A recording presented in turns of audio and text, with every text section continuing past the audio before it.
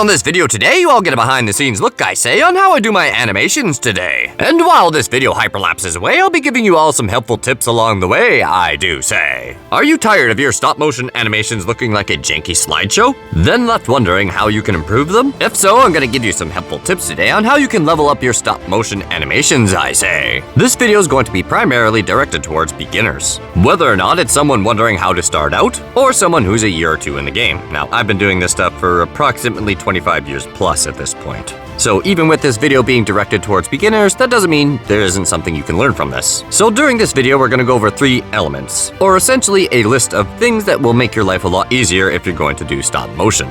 So a few things that we'll be going over today will be diorama sets as well as stop motion tips. With all that being said, let's start with equipment. Now, obviously, the first piece of equipment you're going to need is a camera. Now, hear me out. Believe it or not, you don't need a fancy camera, guys. Kinda crazy, am I right? I mean, I understand the concept. However, your smartphone is more than capable of doing these things at this particular point in time. I'll use myself as an example. I've been using phones pretty much the entire time for all of my filming, believe it or not.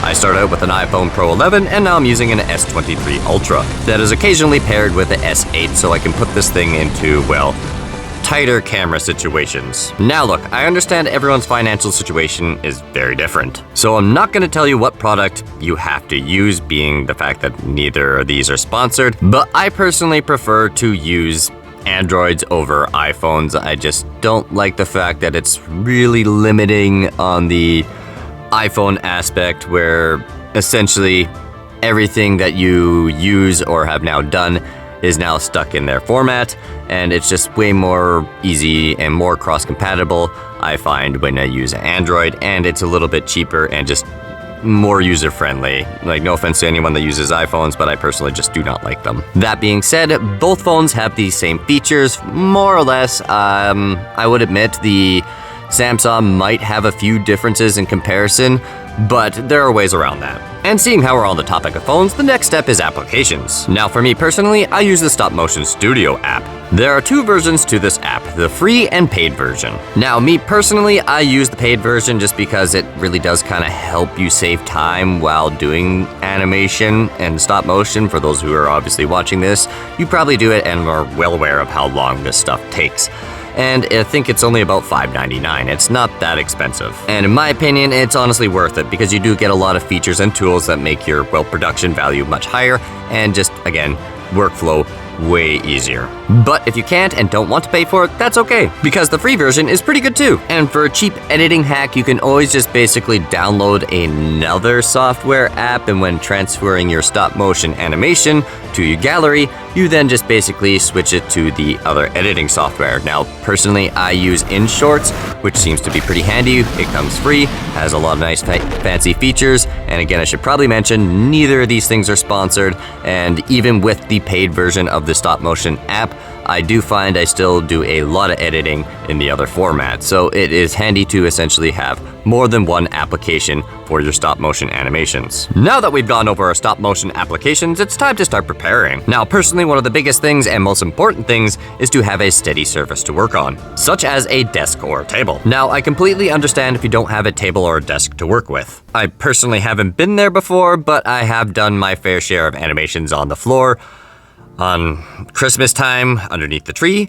and it's just a lot more comfortable and less backbreaking to essentially have a surface to work with. But if you have an old deep freeze perhaps in your house, you could use that as a desk. Basically, you want something that's big and heavy and not going to move around. You want it to be as stable as possible. Now, it may seem a little odd that I'm going over these things, but just in case there's some people in the audience that don't have these things, I just don't want them to feel disencouraged because they don't have a certain object.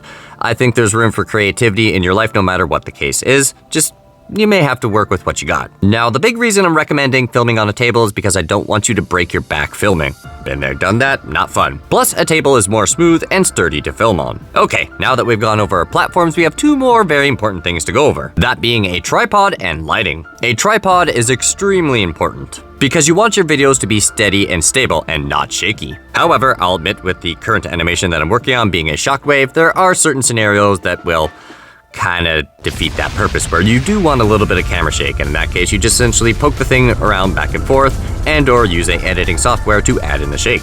But with a tripod, it's also much easier to get different angles where you can essentially cause, well, certain illusion tricks by essentially hiding what you don't want people to see. Now, I'll admit some tripods can be quite expensive, and I kind of have my fair share at this point. You can always find cheap ones on Amazon, but from what I've heard, those don't last and are probably not very stable. Now, my personal recommendation is a Joby tripod. It's kind of in the middle range, and they're not too expensive, but you're gonna get what you pay for, and it'll be fairly reliable. And I personally use one for all of my short videos, as well as some stop-motion animation. And I've been using them for a few years now, and in retrospect, I do have one that is a fancy name brand that I probably paid way too much for, and it's honestly just as good, if not almost more useful, to have a slightly smaller one for stop motion than it is to have a full-size tripod. Now, what I would recommend for beginners would be the Joby HandyPod Clip. They're about $20, and it looks like it'd be a great little tripod for anyone who's curious into starting into stop motion. That being said, there are different options if, say, you don't want to spend a whole lot of money on a tripod.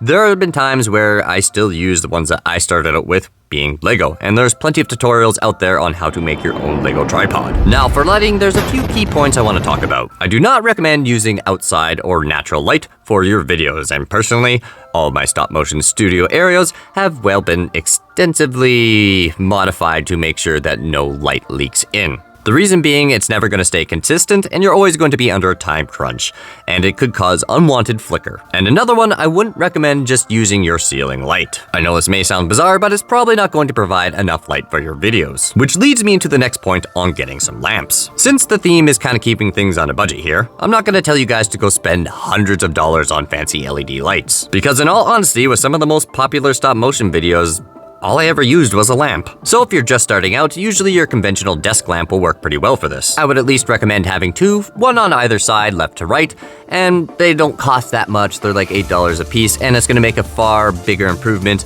on making sure that your character is gonna stay nice and visible. Now, the last two pieces of equipment I'm going to recommend are a Bluetooth clicker and sticky tack. Now, I'm going to explain why I recommend these things. Not necessary, but it's gonna make your life easier. Well, for one, a Bluetooth clicker goes right with your tripod usually. And the reason you want to use a remote to take your photographs is because there's a chance every time you touch the screen on your phone to take a photograph, it's gonna end up moving your camera. With a clicker, you don't have to worry about that at all. However, if you don't want to buy one, there's a couple alternatives to it. A pair of wired headphones will do the exact same thing, and that's what I used on my iPhone for a number of years. The only hassle being at that point is you kind of have to deal with wires, and I would recommend kind of tying them off somewhere just in case something happens where you end up tugging them. Just as a bit of a fail-safe, that way it'll tug on the knot and not on the camera itself. And or if you have some fancier devices that come with S Pens, you can go through your features and mess with the buttons on those to essentially make that your clicker. And that's personally what I use because I have an S23 phone that comes with an S Pen as well as the tablet, so it's just more convenient personally for me to use the S Pen. Now for sticky tack, I highly recommend using UHU, Patafix Pro Power. Not sponsored. Now I'll admit, it's not your conventional sticky tack that will work, however that stuff generally has a couple problems and does not mix well with clay. So that's why I have a tendency to avoid it, although I'll admit a lot of my characters are so large at this point that I don't need sticky tack whatever because they're not going anywhere unless I tell them to. But this stuff in comparison to regular sticky tack is a lot stronger. The second reason is it's not going to leave a sticky residue and a messy surface all over where you're working, just like your conventional sticky tack would. And secondly, it doesn't dry out. This product is the real deal and will definitely help out those who use smaller armature dolls. Unless you're a guy like me who's dealing with, well, Godzillas that are usually 5 to 10 pounds at most, it's not necessarily a concern as much. Now that we've gone over the equipment that you'll need, it's time to blast on into our next subject. And that being diorama and sets. Now, I feel the importance of this is self-explanatory. You want the animation to have a background that seems to correspond with the story. Now for me, there's a different couple ways you can go about this. You can buy some dioramas, which is the expensive route. Now me personally, I haven't really ever done this. Mainly because they can get extremely expensive and I don't really want to spend thousands of dollars on toys. I already kind of do that.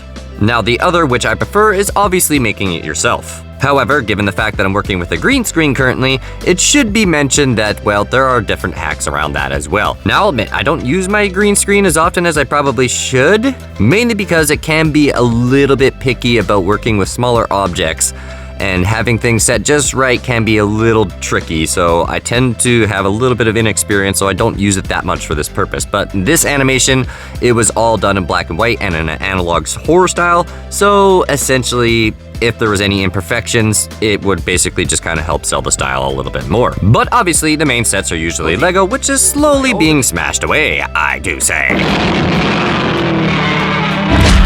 Hey, thanks for sticking around to the very end of the video. Be sure to leave a like if you enjoyed the content, comment below what you think, share with your friends, and perhaps consider subscribing if anything. Anyway, that's enough from me. Till next time, take it easy.